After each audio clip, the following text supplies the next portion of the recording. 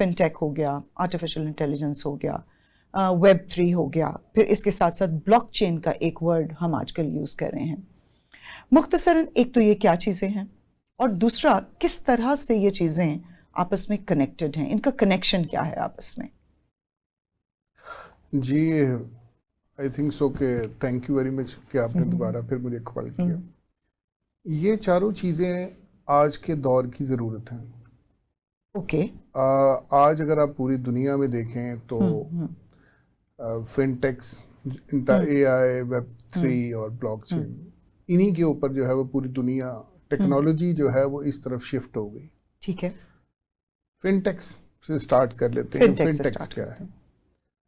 फिनटेक्स जो है वो in fact it is the compendium of finance and technology. ठीक है। तो हर ऑर्गेनाइजेशन जो है इन दोनों चीज़ों के ऊपर तो काम कर रही है। तो हम अगर ये कहें कि हर ऑर्गेनाइजेशन फिनटेक है तो वो भी गलत नहीं है। तो हर ऑर्गेनाइजेशन में फाइनेंस एंड टेक्नोलॉजी जो है उस पर तो काम हो रहा है। बिल्कुल सही। तो फिर फिनटेक जो है उसको हमने लिमिटेड क्यों कर दिया? अब लिमिटेड इसलिए कर दिया कि हमने उसके, वैसे तो फिनटेक्स के 13 और 14 मॉडल्स हैं जो पूरी दुनिया में जिस पे काम कर रही है। ठीक है। लेकिन जो बहुत ज्यादा इन है वो है, सबसे पहला है कि पेमेंट सॉल्यूशंस। आप देख रही हैं जैज कैश है, आपके पास इजी पैसा है। इन दोनों ऑर्गेनाइजेशन का नाम इसलिए लिया जाता है कि these are only those fintechs जो कि पाकिस्तान में बहुत ज्यादा वेल नोन है। All right. इनके अगर आप किसी के पास भी जाएं तो आप उससे कहते हैं कि भाई इजी पैसा या जायज कैश का अकाउंट है। बिल्कुल। तो ये इजी पैसा और जायज कैश के अकाउंट क्या हैं? अकाउंट तो बैंक्स के भी हैं।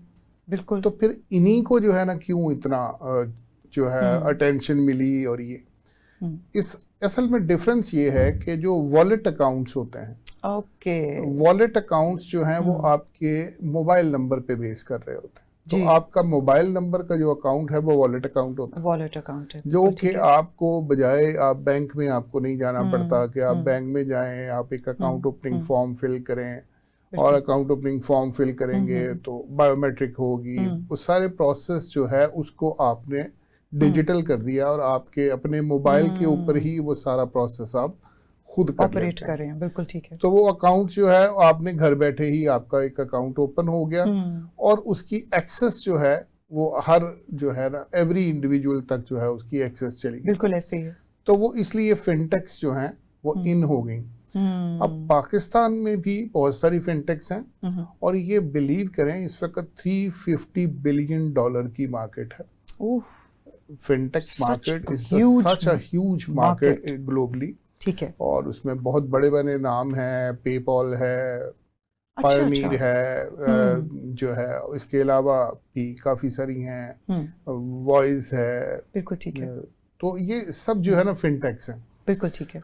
अब इन फिनटेक्स के अंदर काम क्या हो रहा है? एक तो मैंने आपको कहा कि सबसे इम्पोर्टेंट चीज है पेमेंट सॉल्यूशंस। Payment solutions. आप एक दूसरे को जो फंड ट्रांसफर कर रहे हैं person to person, even organization to organization भी अब तो B2B भी होना शुरू हो गई।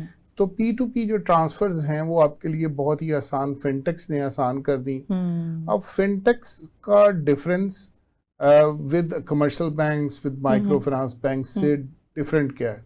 बिल्कुल ठीक है। डिफरेंट ये है कि कमर्शियल बैंक्स के पास, commercial bank is an umbrella और उस अम्ब्रेला के नीचे बहुत सी ऐसी चीजें हैं। उसकी जो कोर फोकस है, ठीक है, वो सिर्फ एक पेमेंट सॉल्यूशंस नहीं है। ऑल्दो के फिनटेक्स का जो मॉडल है, कमर्शियल बैंक सारी चीजें वही कर रहे हैं। कमर्शियल बैंक्स के पास भी डिजिटल बैंकिंग जो है वो बहुत ज्यादा हाईली क्वालिफाइड जो है टूल्स हैं और उसके ऊपर कमर्शियल बैंक्स काम कर रहे हैं।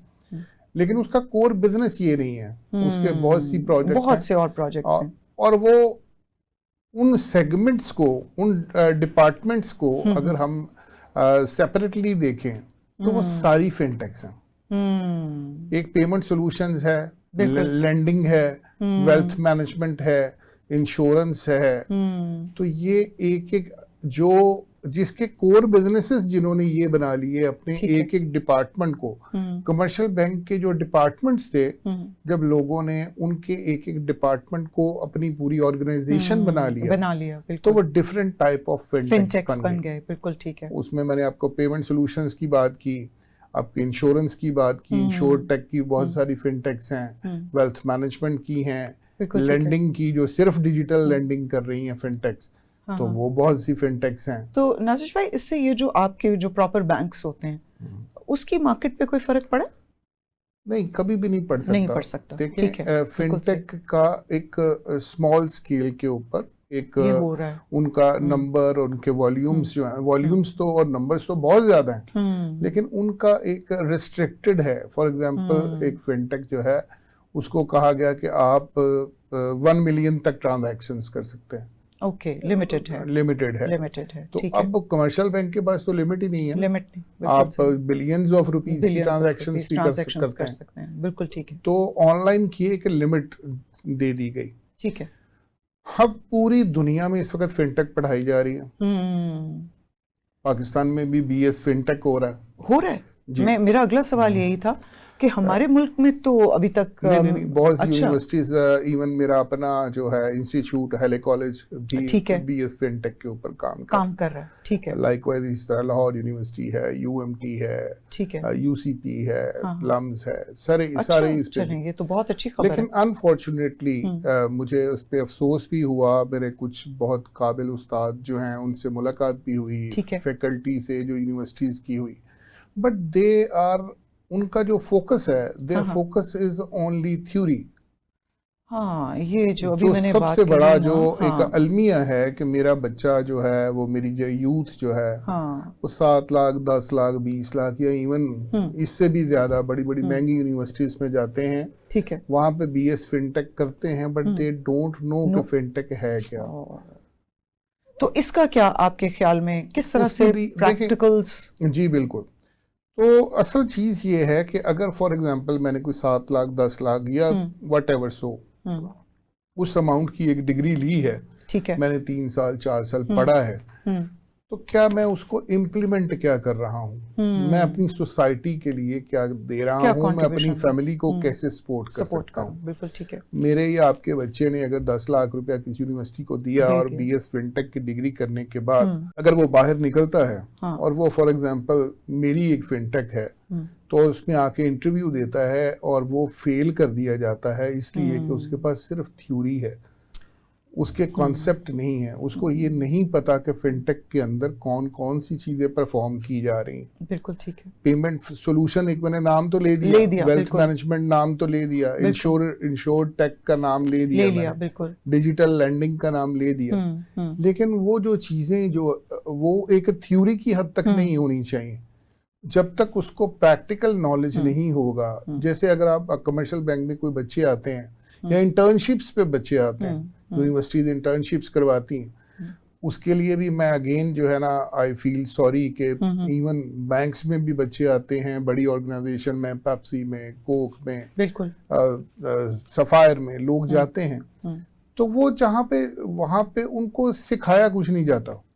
इंटर्नशिप वाले बच्चे को ट्रीट ये किया जाता है कि ये बच्चा आया तो इससे ऑफिस वर्क या एडमिन का कोई काम करवा लो 2-3 माह में, इससे सपोर्ट मिल जाएगी, तो उसके बाद हम इसको जो है objectives of internships are not clear at all. तो फिनटेक जो है ना, it's a very very vast subject, और इसके अंदर मैं अगर स्टार्ट करूं तो सबसे पहली चीज है कस्टमर जर्नी। वो क्या चीज है? कस्टमर जर्नी क्या है कि कस्टमर ने कैसे ऑन बोर्ड होना। ठीक है, सबसे पहले तो उसको ये सिखाया जाना चाहिए, हालांकि it's a very easy process, looks like very easy, लेकिन जब फिनटेक के पीछे जो उसकी बैकएंड के ऊपर जो प्रोसेसेस हो रहे होते हैं उसके, वो बहुत हैक्टिक होते हैं, उसके पीछे बहुत बड़े बड़े सिस्टम्स काम कर रहे हैं, और उनकी इंटीग्रेशंस कैसे आपस में हो रही हैं, जो है वो उसका कौन सा स्विच उसके पीछे काम कर रहे हैं, कौन से स्विचेस के साथ काम करना चाहिए, फिर उसकी इंटीग्रेशन उसके कोर बैंकिंग सिस्टम के साथ, या फिनटेक ने जो कोई सिस्टम खुद परचेज किया हुआ है तो उस सिस्टम के साथ वो कैसे काम करेगा, कैसे कोलैबोरेट करेगा। अगर उस बच्चे को ये नहीं आता तो उसकी डिग्री वो किसी काम की नहीं है।